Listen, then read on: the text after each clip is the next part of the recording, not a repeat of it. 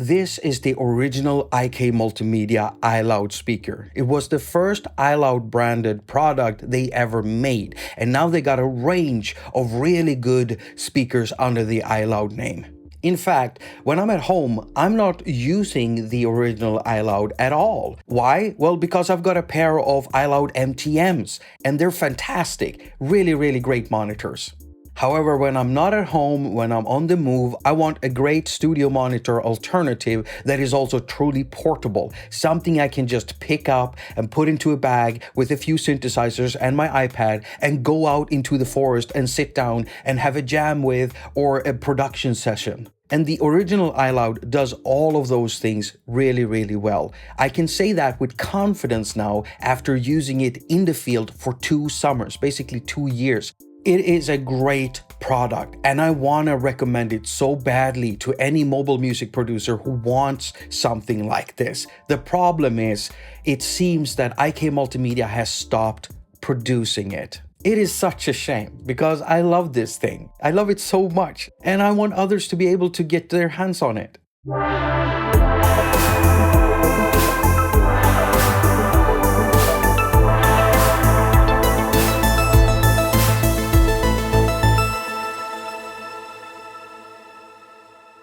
Full transparency, this iLoud speaker was sent to me by iK Multimedia on my request. I asked them to send it to me and they did 2 years ago. And even though it was 2 years ago, this company is still talking to me. And I find that to be remarkable because most companies will completely ghost you if you do something like that. And it's a great way of burning future potential dealings with a company. And I've done that several times. However, these guys are still here. And it's also one of those companies that continuously support smaller content creators on YouTube. And that is also remarkable to me. So yeah, whenever I'm reviewing something from them, I am extra hard on myself. I question everything that I say or write into a script because I'm always positively biased towards their products. And I want to do my best at giving a balanced review of whatever thing I'm reviewing. Just wanted you to know this before you watch the rest of the video.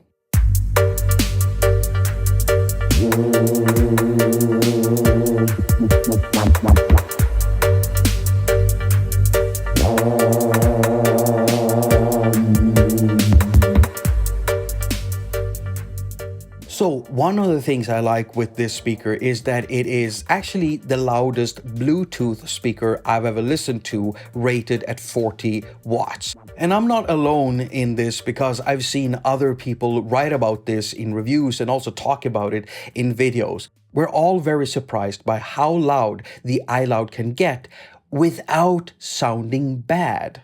And why is it important that your outdoor portable speaker has the ability to be loud? Well, because you want to hear it. Because listening to speakers outdoors is extremely different than listening to a speaker indoors, where you have walls and a table for vibrations to move through.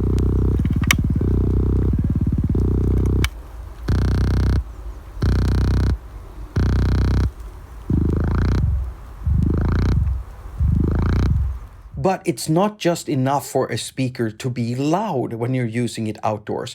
Because, I mean, it can be loud, but it might start distorting and sounding bad.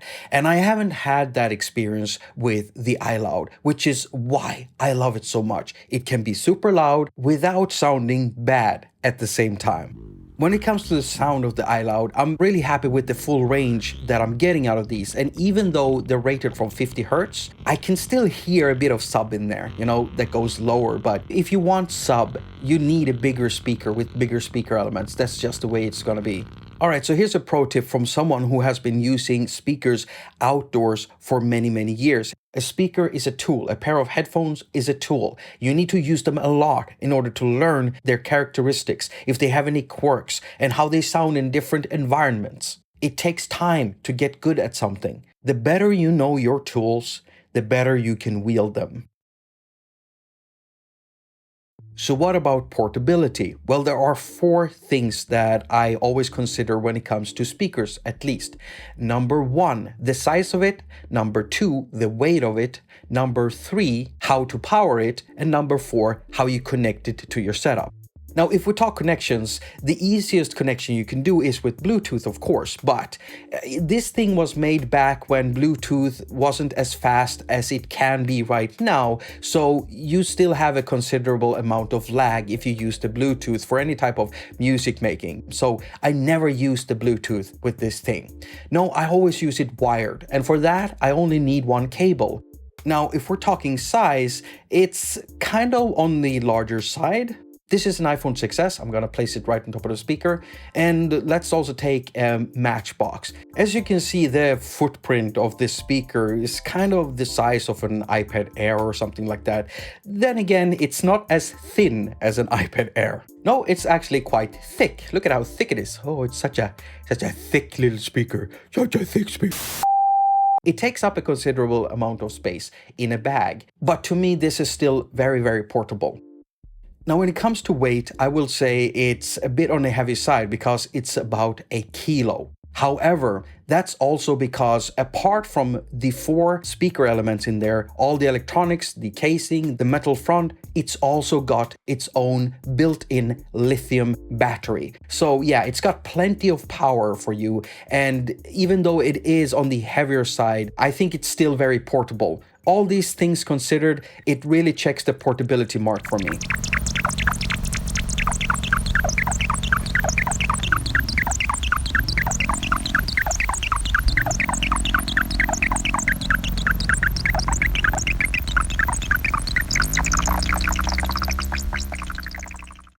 Now there's this one feature on the iLoud that I only ever tested once and then never touched again because I didn't need it. And that is the input here on the back where you can connect a dynamic microphone or a guitar or a synthesizer. And the way that it works is kind of weird because whatever you connect in here doesn't get sent directly to the speaker like with a guitar amp. No, what you do is you connect the iLoud to your iPad, for instance. And then you run an app, either VocalLive or Amplitude. And then whatever you connect into this little input here gets sent over Bluetooth into your iDevice, gets processed through Amplitude or VocalLive, whatever you're using, and then it gets sent out into the speakers. And when I tested it, it had a bit of lag on it. And it was pretty cool because, I mean, you can process whatever you send into it through all of the Amplitude effects or the VocalLive effects. But yeah, I only tested it once, it was a long time ago, and I wasn't really interested. All I really wanted was a really good sounding studio quality speaker to bring with me outdoors for longer outdoors sessions. And when it comes to that, the iLoud has performed really, really well. So, final thoughts. Well, one thing I wish that iK Multimedia would change if they ever start making these again is the bottom of the unit.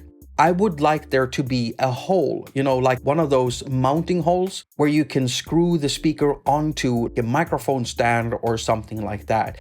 It's a shame that you can't buy it anymore. I really hope they make a new version of it. The full range of the speaker is great. I've connected synthesizers directly to it and nothing really disappears in the speaker. So if you can get one, if you can find one on a shelf somewhere, get it. It's good. It's great. I love this speaker. It's awesome. Thank you so much for watching, and if you like the work I do here on this channel, then give me a thumbs up. And if you don't like my work, if you hate me, if you don't want to see me succeed, then give me a thumbs up.